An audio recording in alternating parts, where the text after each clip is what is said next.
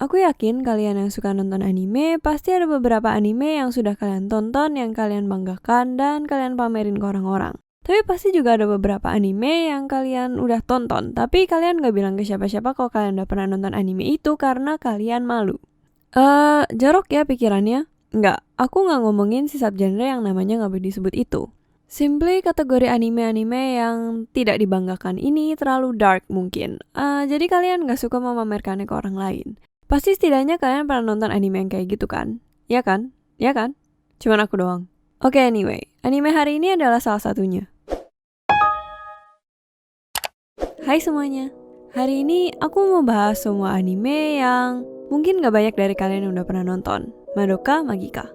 Sebagai seseorang yang besar dengan anime Sailor Moon, aku gak benci anime-anime Mahou Shoujo atau Magical Girls. Ya, emang ku akui anime semacam Sailor Moon atau Precure series itu super klise dan ya alur ceritanya tuh mirip-mirip. Dengan perkuatan pertemanan, cinta, ataupun bulan, mereka akhirnya berhasil mengalahkan musuh dan hidup bahagia.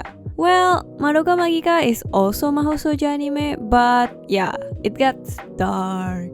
Aku stumble upon anime ini bertahun-tahun yang lalu, saat hidupku masih begitu terang dan cerah. Sebagai seorang pencinta anime psychological horror seperti Another dan psychological focus anime seperti Steins Gate, normal dong kalau aku mencari-cari sebuah anime lain untuk ditonton.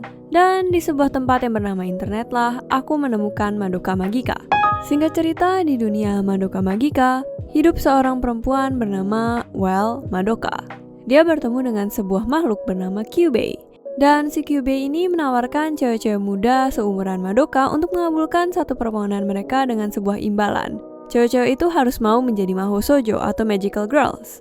Si main karakter kita, Madoka, ya ditawarin. Selain itu, dia dan temannya Sayaka juga sudah terekspos ke dunia Magical Girls karena mereka bertemu dengan Mami. Mami itu adalah seorang Magical Girls. Tapi entah kenapa, Madoka terlalu terdistract oleh seorang Mahou Shoujo misterius berambut hitam bernama Homura. Dan si Homura ini bertindak seakan-akan dia tuh mencegah Madoka dari menyebutkan permintaannya dan berubah menjadi Mahou Shoujo.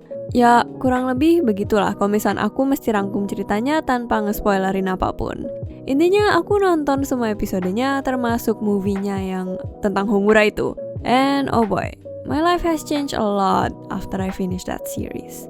Suatu hal yang sudah pasti menarik perhatianku sendiri terhadap series ini adalah betapa dark cerita atau plot yang dimiliki oleh series ini.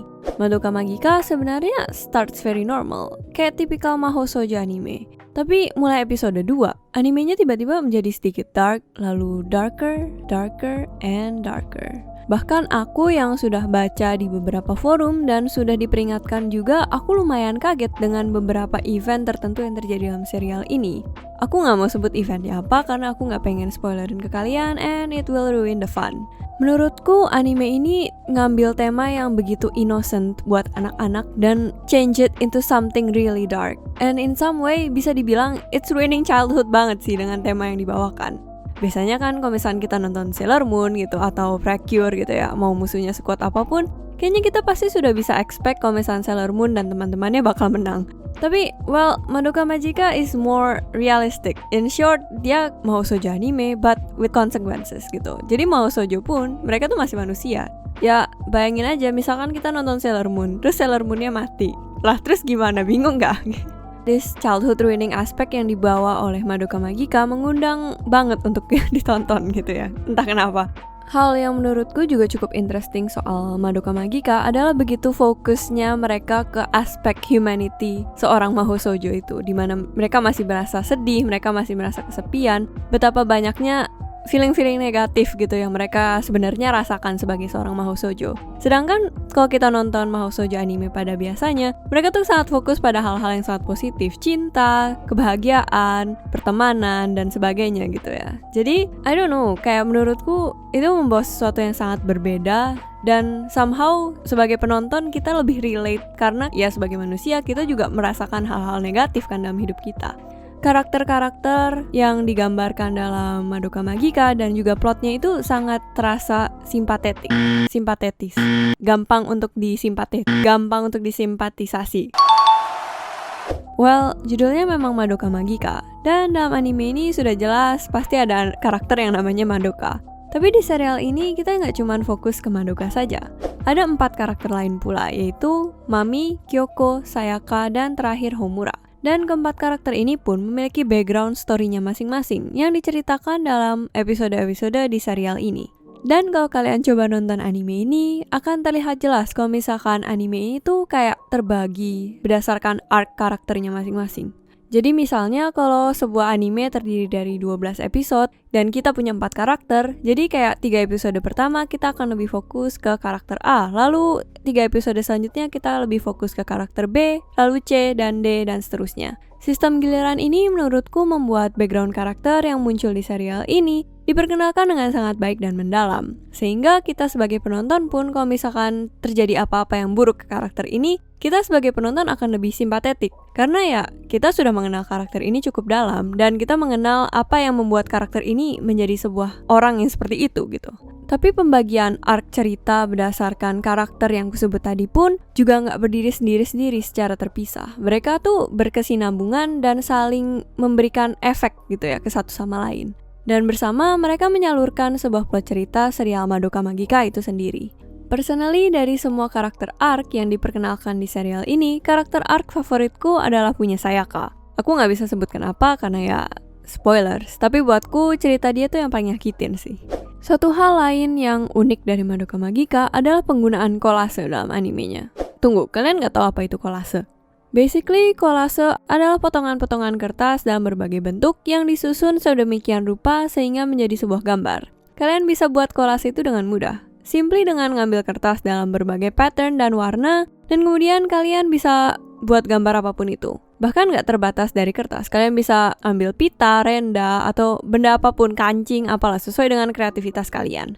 Mungkin kalian merasa familiar dengan teknik ini, karena ya literally aku yakin kalian semua pernah disuruh bikin kayak ginian sama guru kalian pas kalian masih SD.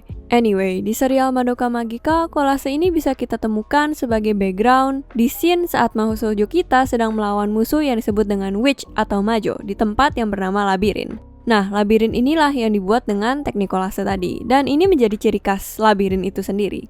Dan kolasenya pun gak cuma diam atau statis doang, mereka tuh dianimasikan juga, alias mereka tuh gerak-gerak. Jadi kalau kalian ingat videoku yang tentang Coraline, di mana teknik syutingnya Coraline itu menggunakan teknik yang bernama stop motion, ya sama. Background kolasenya di scene-scene berikut ini juga digerakkan dengan teknik demikian. Terlihat dari gerakannya yang agak patah-patah dan khas kan. Kolaborasi kolase dan anime ini benar-benar unik sih, dan menonjolkan sifat labirin sebagai tempat yang istimewa dan aneh. Benar-benar menunjukkan perbedaan antara labirin dengan dunia nyata Madoka Magica. Overall, aku suka anime series Madoka Magica karena temanya yang dark, desain karakternya yang bagus, dan teknik animasinya yang keren sih. Personally, aku kasih anime ini 8 Kyubey dari 10, if you know what I mean. Bagaimana dengan kalian? Apakah ada yang sudah pernah nonton Madoka Magica? Also, aku punya satu pertanyaan buat kalian. Kenapa ya? Mahoushoujo itu kalau punya main karakter, pasti bajunya warna pink. Lihat Madoka, pink. Lalu Prekir-Prekir, pink. Lalu yang kedua pasti biru. Kenapa nggak yang biru yang main karakter, terus baru yang pink? Coba kalian tinggalkan di komentar jawaban kalian kenapa Mahoushoujo itu selalu didominasi dengan warna pink. Anyway, jangan lupa subscribe, like videonya, dan aku shutdown dulu ya. Dadah!